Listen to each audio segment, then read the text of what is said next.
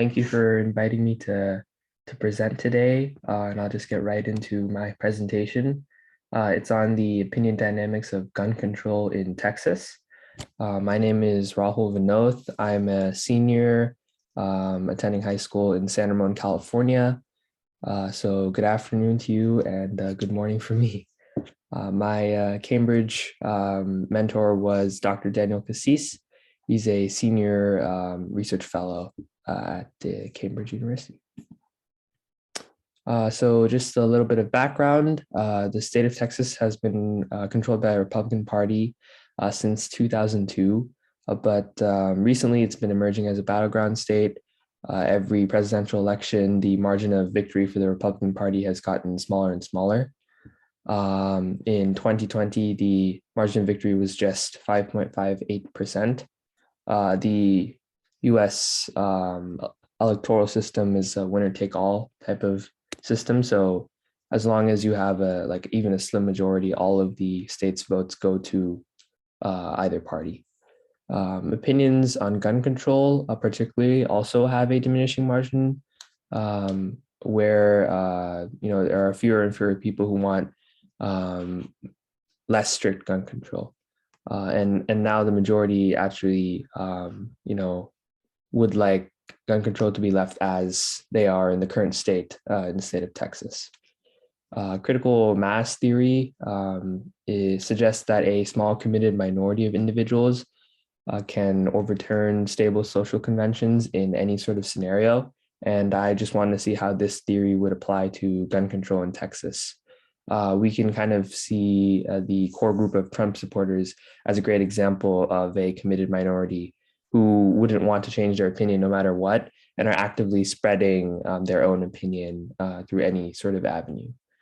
And the two main objectives I had going into this project was to construct a new model to better capture opinion dynamics, and then model the effects of a committed minority.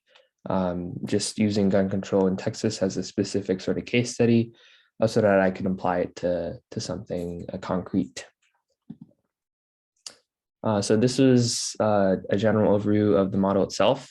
Each node can be thought of as like a person in Texas or an agent. They have an opinion on gun control, which is sort of a sliding spectrum. And there's a sort of line there to divide up the opinions. There are just three main opinions that they can have. They want less strict gun control to be left as they are, or more strict. And the range of opinions is from 0 to 1.0. Each person is also initialized with a gender, and then a party, Republican, Independent, or Dependent. And then a specific percentage Z of all nodes are marked as the committed minority.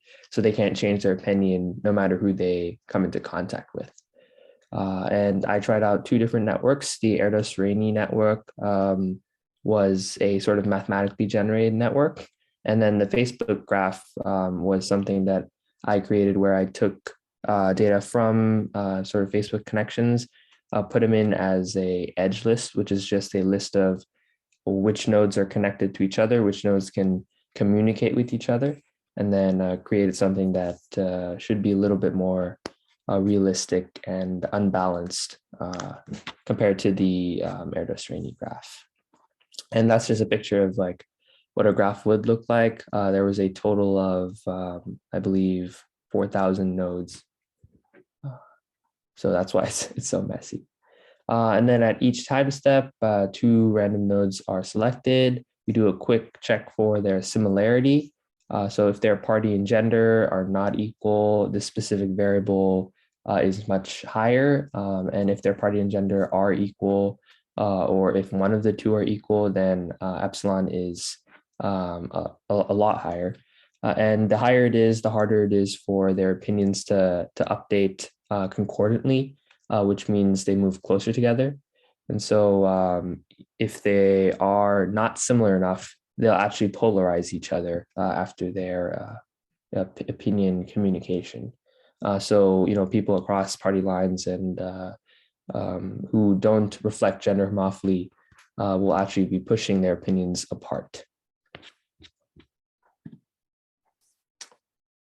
So just some notes before we get into the results. We tested out 15,000 to 300,000 time steps, and then 0, 10%, and 19% proportions for the committed minority.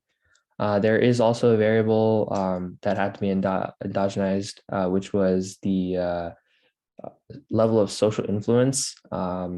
So this was just how much an opinion would evolve after one specific conversation, and two different values for that variable were also tested.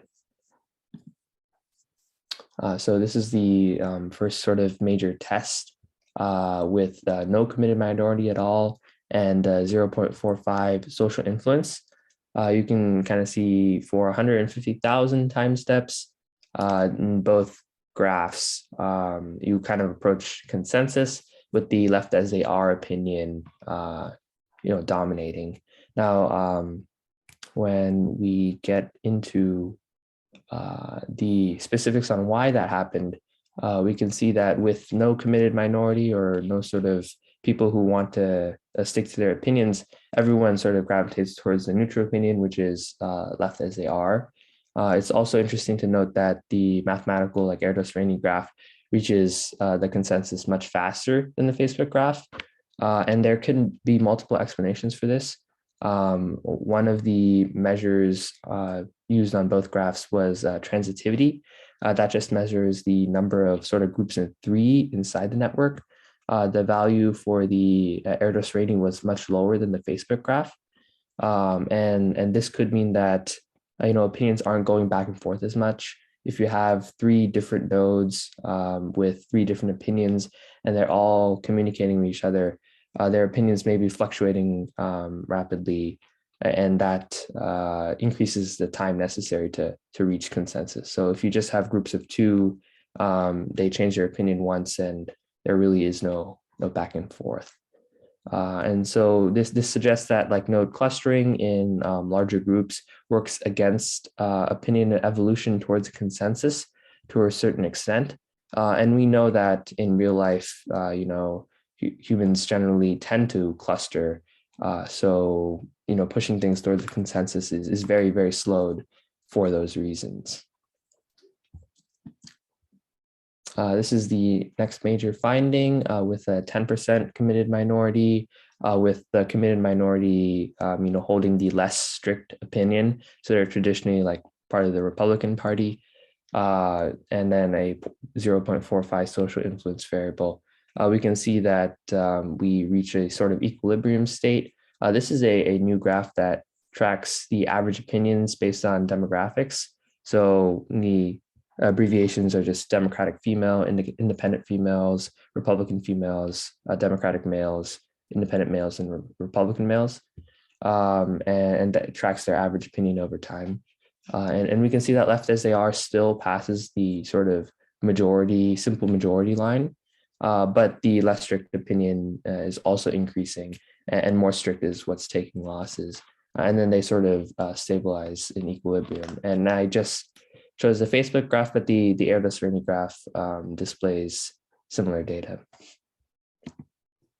So yeah, with a 10% committed minority, we reach equilibrium. When we are looking specifically at the demographic sort of breakdown, we can see that independent female and Republican male groups fall towards the less strict region, which is the lower third of the graph, much faster than the other groups, because they were, previously inclined towards that opinion before the model was run. And the Democratic males and females display polarization to a very limited extent. That's just right here at the very top right of the graph. You can see the curve sort of bouncing off and increasing towards 1.0 a little, but that is displayed much more clearly in a future graph. So this is the third and final major result for the 19% proportion of a committed minority. This is pushing it to the very maximum. We looked at all the people who have a less strict opinion, prior to running the model, and made them a committed minority. So everyone who has less strict opinion is a member of the committed minority in this iteration of the model. and I ran it for 300,000 time steps this time. And this is sort of the results. You can see less strict finally passes the simple majority line. And that is sort of the effect of having a maximized committed minority. And we can see with the average opinion graph, polarization is very clearly pronounced. We have the Democratic males and Democratic females really bouncing off and reaching towards 1.0. And with the Republican males and independent females, they actually hit the most extreme opinion possible. All of their nodes hit 0.0. So we can go over some quick limitations. Racial homophily was not captured. So the nodes weren't initialized with any sort of race, and the model wasn't inclined to make conversation between similar races more common. That is something that has been well studied and documented in literature, and racial homophily is very strong in at least American politics per se. But there was no real demographic data that captured like racial demographics, gender demographics, and political party, all three at the same time, along with their opinion on gun control. So we were limited in that sense. There are also some arbitrary aspects of the homophily mechanism, like the mathematical values chosen were just made to be equidistant. So there was no real social science research backing that decision. Unlike the inclusion of gender homophily and political homophily. And there was a lack of group-based interactions. These were, at each time step, only 2 agents were selected. So multiple people couldn't interact at the same time. And that's just not how real life works. We have a lot of group-based interaction, and a more sophisticated model perhaps could capture that effectively. And really, I would say homophily was the main addition made to this model by me. A lot of the other papers on opinion dynamics use some of the other, updating mechanics that I talked about. So real quick, some conclusions. If the proportion of the committed minority increases towards like the 19% level, majority opinion can be shifted to a very extreme sort of situation with less strict gun control. So,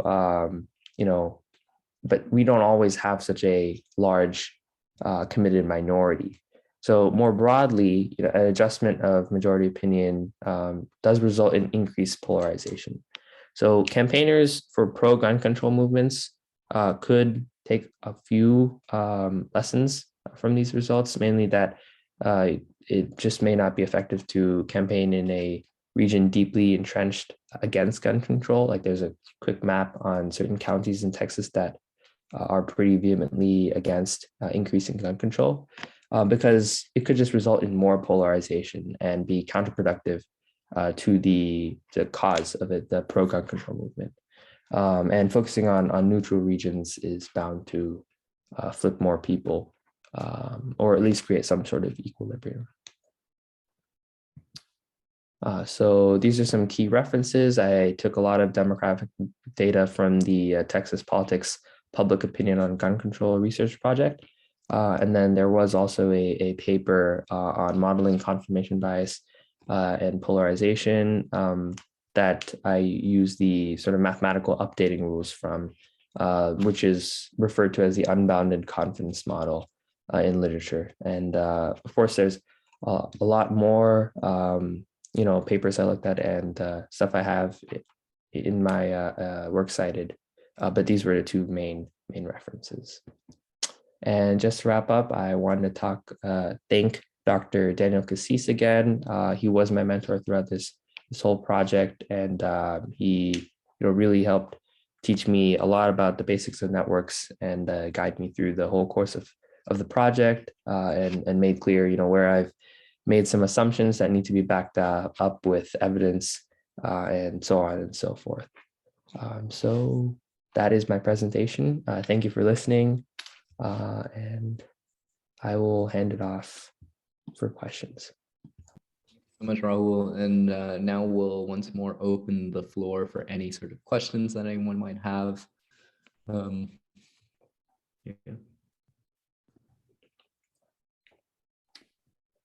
Do you want me to stop screen sharing? Yeah, feel free to.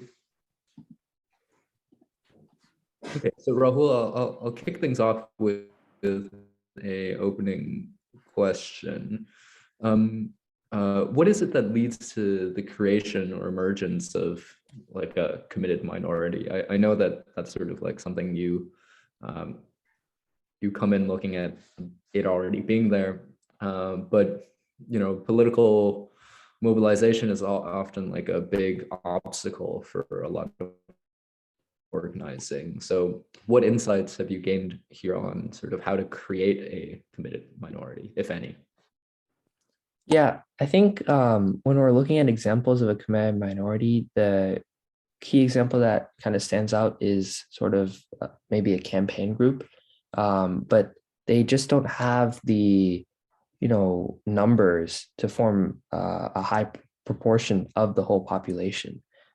Recently, something that stood out a lot more is radical elements of both political parties. They are very keen to stick to their opinions and not change their opinion too much. And previously it could have been thought that they form a small minority of their own party population or the population of the whole country. And so they don't have any agenda setting influence or any ability to change the majority opinion. But what we find could suggest otherwise if they, stick to their opinions very vehemently and continue to engage in a lot of interaction with across the population, they could shift the majority opinion itself so that everyone in one party is much more extreme. And perhaps you can see that with the increased polarization between both political parties in the United States. Both sides have drifted apart from each other on a number of major issues, gun control being one of the most prominent ones. And this could be the doing of radical elements in both groups, pushing each other away. I had a question. I think you kind of alluded to this a little in your presentation, but what happens when you have this greater polarization? I think, as you mentioned, in certain counties where it wouldn't be worth a gun control group campaigning. When you have these polarized regions, what happens when you have two of these committed minorities? Is it just that you don't get anywhere, or is there a high threshold for opinion change?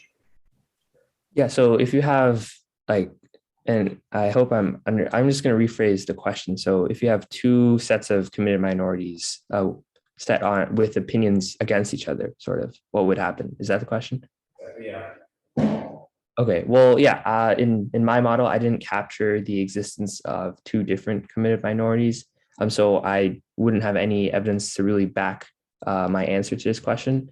I would say that perhaps with just the results from one group of committed minority members, you would probably see greater polarization in shorter time steps.